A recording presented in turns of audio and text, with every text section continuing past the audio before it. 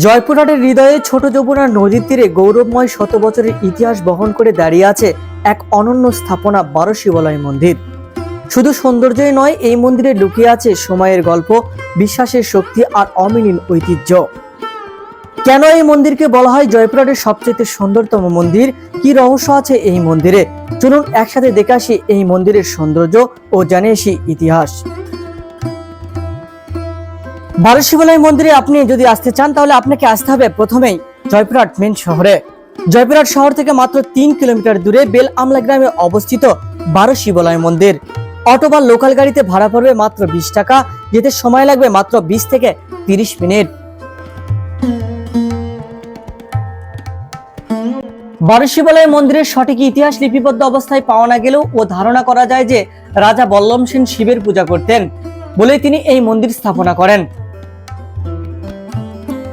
আবার কারো কারো মতেও ইতিহাস পরিচিত জগৎ শেঠের মতে বিদ্যমান ছিলেন রাজীব লোচন মন্ডল নামে এক ধনাঢ্য ব্যক্তি।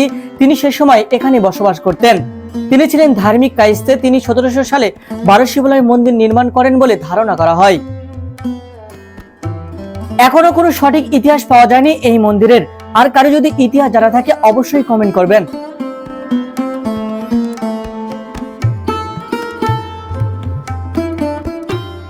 বারো শিবালয় মন্দিরে 12টি শিবলিঙ্গ রয়েছে। মন্দিরের অভ্যন্তরে রয়েছে গণেশের চিত্র, আরো আছে দেবদেবীর কাহিনী চিত্র, রাম, লক্ষ্মণ, সীতা ও হনুমান ও একটি গমূর্তির মস্তক পূজায় সিঁদুরে রাঙানো। প্রতি বছর ফাল্গুন মাসের চতুর্থদশীতে শিবরাত্রিতে এই বারো শিবালয় মন্দিরকে ঘিরেই পুজো অর্চনা আয়োজিত হয় 2 দিন ব্যাপী। শিবরাত্রি উপলক্ষে অনুষ্ঠিত হয় বিশাল মেলা। আর শিব ভক্তরা পাশের ছোট যমুনায় চান করে পবিত্র হয়ে শিবের মাথায় দুধ ও পানি ঢেলে পারিবারিক শান্তি কামনার প্রার্থনা করেন। ভিডিওটি যদি ভালো লেগে থাকে অবশ্যই শেয়ার করে ছড়িয়ে দিতে পারেন। আর আমার চ্যানেলে নতুন হয়ে থাকলে অবশ্যই চ্যানেলটি সাবস্ক্রাইব করতে ভুলবেন না। আপনার একটি সাবস্ক্রাইবই আমাকে পরবর্তী ভিডিও করতে উৎসাহিত করবে। আজ এ পর্যন্তই, দেখা হবে পরবর্তী ভিডিওতে। ধন্যবাদ।